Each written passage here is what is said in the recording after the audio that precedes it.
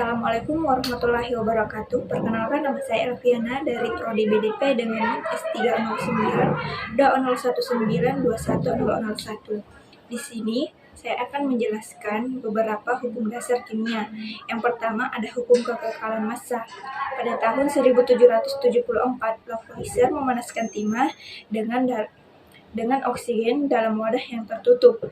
Dengan menimbang secara teliti, ia berhasil membuktikan bahwa dalam reaksi kimia itu tidak terjadi perubahan massa. Perubahan ini menjadi dasar hukum kekekalan massa yang berbunyi, pada reaksi kimia, massa zat bereaksi sama dengan massa zat hasil reaksi. Dengan kata lain, dapat dinyatakan bahwa materi tidak dapat diciptakan atau dimusnahkan.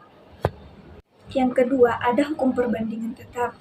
Proust meneliti perbandingan massa unsur-unsur dalam senyawa. Misalkan air, berapakah perbandingan massa dengan perbandingan massa oksigen dan hidrogen. Bila direaksikan 10 gram oksigen, ternyata diperlukan 0,125 gram hidrogen. Sesuai dengan hukum Lavoisier, akan terbentuk 10,125 gram air. Berdasarkan percobaan di atas, Proust merumuskan pernyataan yang disebut dengan hukum perbandingan tetap, yang berbunyi, dalam suatu zat kimia murni, perbandingan massa unsur-unsur dalam tiap-tiap senyawa adalah tetap. Yang ketiga, ada hukum perbandingan berganda. John Dalton tertarik mempelajari dua unsur yang dapat membentuk lebih dari satu senyawa, seperti tembaga dengan oksigen, karbon dengan oksigen, belerang dengan oksigen, fosfor dan kalor.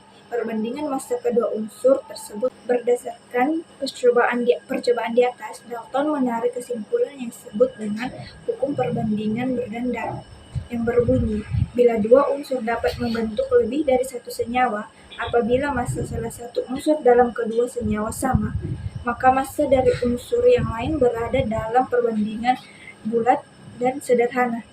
Yang keempat, ada hukum perbandingan volume.